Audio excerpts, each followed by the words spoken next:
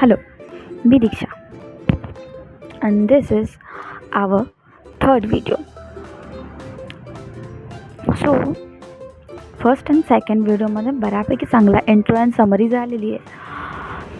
Third video is about की I am always with a sheet.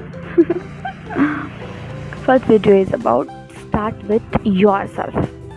म्हणजे आता मी ह्याच्यामध्ये काय करणार, माझे इंटरेस्ट, माझ्या problems, how I come up with solutions with that problems, also what you love, मला काय काय आवडतं, my struggles, what I wanted to be improved in myself. Okay, so I write a short answer about it, क्योंकि video करताना सगळ्याच गोष्टी आठवतील याचं काहीच नाही आहे ना. So firstly I talk about what is my interest. My interest area माझ्या आजूबाजूच्यांना तर म्हणजे रटला आहे मी अक्षरशः की ड्रॉइंग पेंटिंग ऑलवेज नुसतं. बट तेवढंच नाही आवडत ना माणसाला.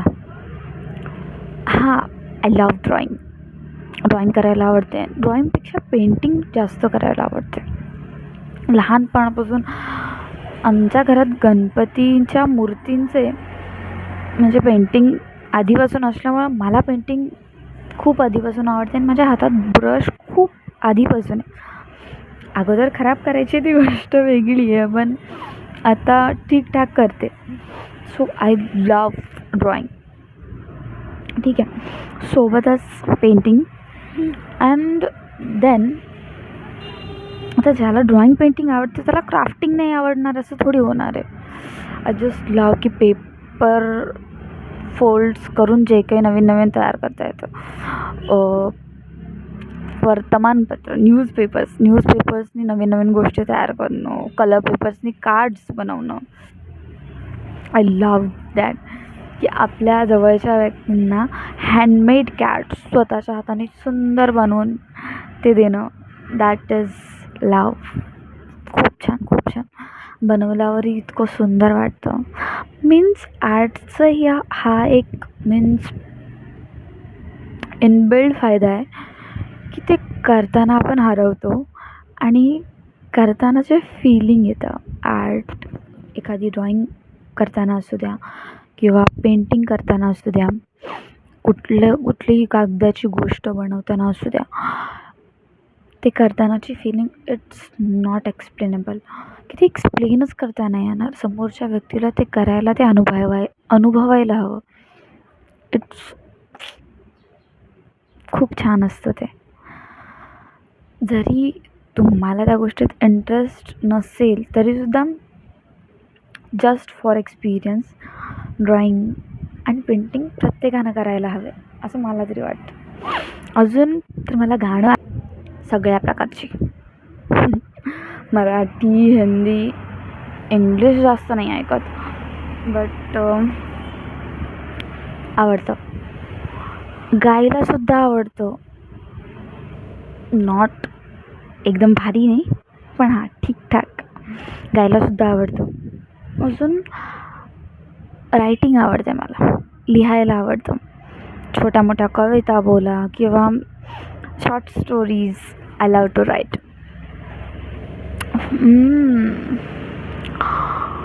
आणि अजून काय आवडतं मला बघावं लागेल.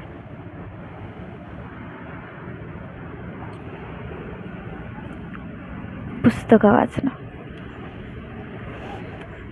मी जास्त काही नाही वाचलं आहे, बट हां, पुस्तकं वाचण्यात एक वेगळीच मजा, वेगळीच जादू आहे. म्हणजे लेखक जे लिहत असतो, आपण वाचता प्रॉपर त्या दुनियेमध्ये जाऊन येतो पूर्ण.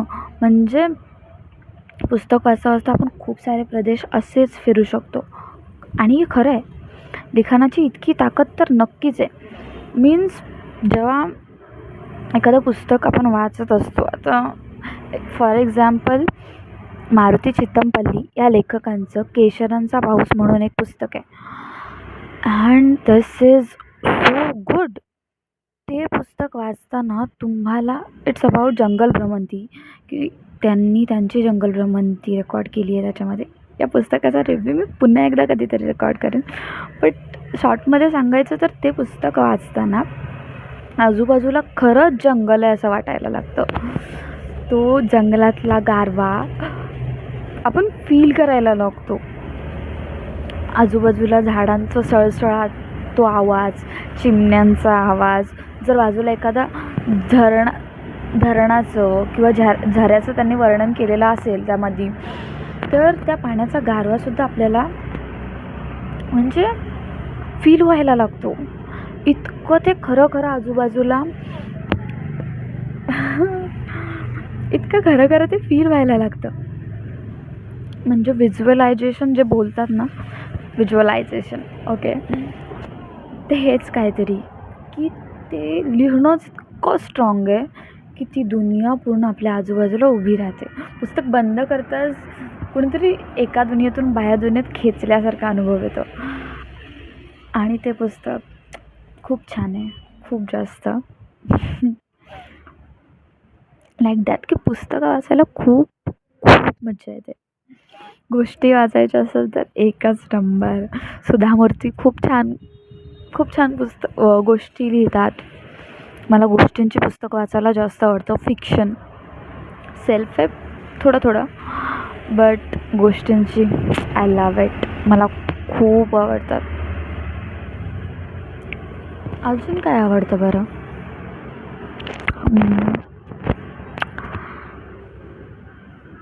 बट यू नो वॉट, की मला इन स्कूल लाईफ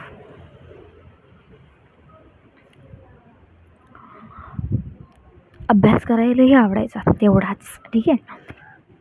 हां, मला अभ्यास करायला, रिसर्च करायला आवडते. त्या टॉपिकबद्दल जर मला इंटरेस्ट आहे त्या टॉपिकमध्ये, तर I really love to do research on that. आणि त्याच्यामध्ये खूप साऱ्या जेवढी काही गोष्टी नवीन नवीन निघून येतील त्या वाचायला मला आवडतात.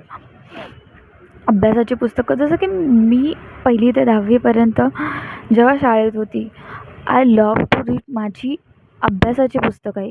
टेक्स्टबुक जे आपण जनरली म्हणतो, सायन्सचं पुस्तक सोडलं तर बाकी सगळी पुस्तकं पुन्हा पुन्हा वाचून व्हायची. अँड मी सांगेनसुद्धा की म्हणजे माझे आवडते धडे कोणते होते मराठीमधले. काही कविताही होत्या ज्या खूप आवडायच्या, आम्ही पुन्हा पुन्हा म्हणायचो. आणि म्हणजे मॅथ्स खूप आवडायचं तेव्हा, प्रॉब्लेम सॉल्व करायला मजा यायची. बट आता तेवढी प्रॅक्टिस राहिली नाही आहे. सो बट हां, तेव्हा ते खूप आवडायचं. मराठीचं पुस्तक खूप वेळा वाचलं जायचं. आणि त्याच्यात माझी एक फेवरेट गोष्ट ही होती की मी नेहमी पुस्तक वाचल्याच्यानंतर त्या लेखकाने तो धडा कोणत्या पुस्तकातून घेतलेला आहे, त्या पुस्तकाचं नाव वगैरे त्याच्यामध्ये असायचं पुस्तकामध्ये, की खाली संदर्भ दिलेला असतो की तो धडा आहे तो कशातून घेतलेला आहे. तर माझं स्वतःचं असं स्वप्न आहे की मी जेवढे धडे वाचलेत मराठीच्या पुस्तकात, त्या सगळ्या आवडत्या धड्यांचं जे कोणतंही पुस्तक आहे ते माझ्या स्वतःकडे असावं. लाईक ययाती म्हणून एक पुस्तक आहे, ते मी घेतलं आहे, वाचायचं आहे.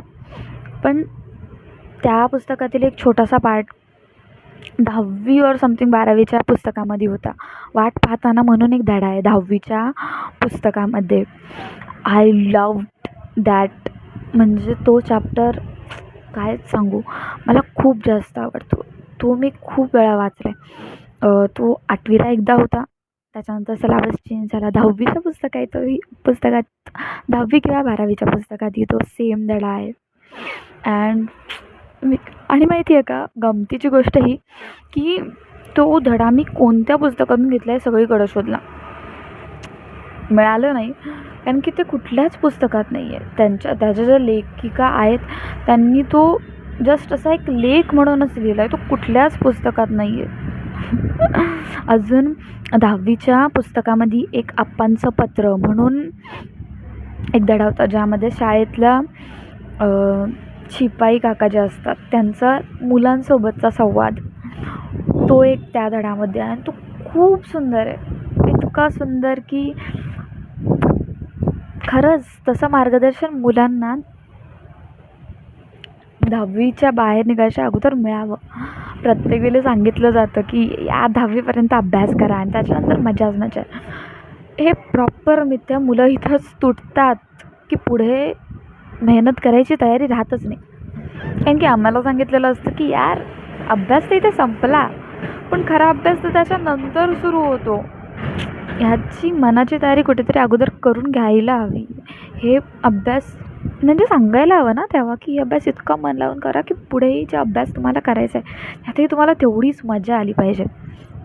जर समजा या कुठल्या एखाद्या विषयामध्ये इंटरेस्ट नाही आहे, तर ज्या विषयामध्ये इंटरेस्ट आहे त्याच्याविषयीची पुस्तकं वाचा आणि पुढे जाऊन त्यातल्या फील्ड एक्सप्लोअर करा. That is something. आणि असंच काहीतरी त्या धड्यामध्ये आहे की ते सांगत आहेत की सवाई गंधर्व किती सुंदर तबला वाजवायचे समथिंग. एक कुणीतरी नलाचं रिपेअरिंग करणारा माणूस होता. त्याने बऱ्याच मुंबईतल्या शहरांची नळं दुरुस्त करून खूप सारं पाणी वाचवलं. एक कुणीतरी माणूस आहे त्याने खूप सारी झाडं लावली. ते म्हणतात की आपण जरी एक झाड लावून ते एक झाड जोपासलं तर भारताची इतकी जास्त लोकसंख्या आहे, किती निसर्ग समृद्ध आपला देश होईल. Like that. इतकं सुंदर तो चॅप्टर आहे. मी नक्की कधीतरी याच्यावर वाचून दाखवेन तो. I loved it. असेच खूप सारे पॅरेग्राफ्स, कोट्स, शायरी, हे सगळं मला वाचायला आणि थोडंफार लिहायला आवडतं. खूप आवडतं. माझी एक्साइटमेंट दिसते राईट. ओके. अजून असे हे सगळे माझे इंटरेस्ट. अजून काहीही असतील सुचत नाही आहे सांगायला, बोलायला. टीचिंगचं कसं आहे माहिती आहे का, मीन्स मला जेव्हा मी 11वी-12वीत होते आय फील लाईक की मला सगळंच व्हायचं आहे. 10वीत असताना आय एम लाईक की मला IPS ऑफिसर व्हायचं आहे. आणि तेव्हा अन्सार शेख म्हणून जे IAS ऑफिसर, ते शेख ह्यांचा खूप गाजावाजा होता तेव्हा. विश्वास नागरे पाटील म्हणून IPS ऑफिसर आहेत, त्यांच्याशी सुद्धा मी खूप इन्स्पायर होते की आय एम लाईक की मला तर हेच व्हायचं आहे. अँड त्याच्यानंतर मग खूप माहिती काढली की काय नक्की असतं, काय UPSC आणि MPSCच्या एक्झाम्स द्यायच्या असतात. मग त्याचा अभ्यास चालू केला. कुठली पुस्तकं वाचतात. बऱ्यापैकी हे चालू होतं की कोणकोणते सब्जेक्ट असतात. मग त्या सब्जेक्टची प्रत्येक माहिती काढायला सुरुवात केली होती.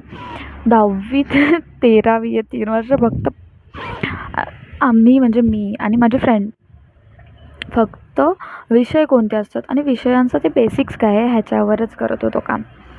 2-3 वह्या भरल्या होत्या आम्ही की ह्यार ह्याच्यात काहीतरी की हेच आपण करायचं आहे एकदम भारी. IPS म्हणजे वर्दी अँड समथिंग आहे ना, ते खूप अट्रॅक्शन होतं तेव्हा.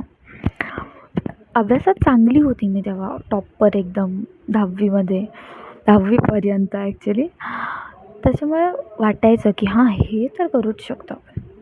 आता इंटरेस्टिंग पार्ट असा आहे की मी स्विच का केलं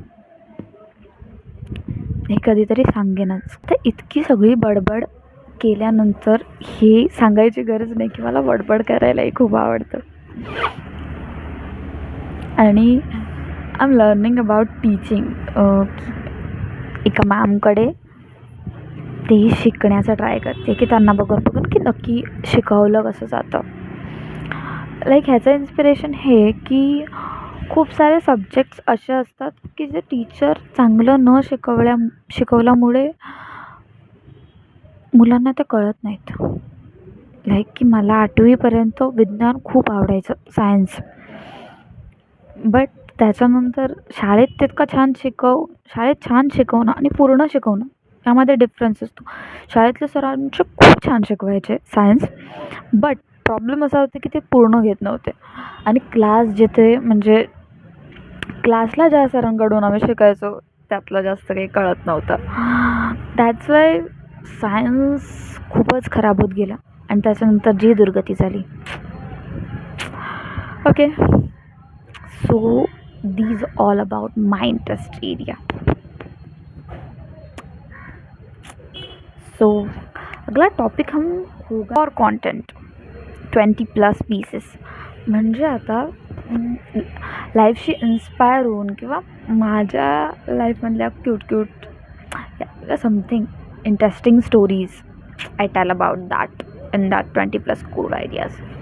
की माझी आवडती पुस्तकं, अजून आवडलेले खूप छान सिनेमे, अजून लाईक गाणी आणि आणि आणि आणि I share about that. Bye.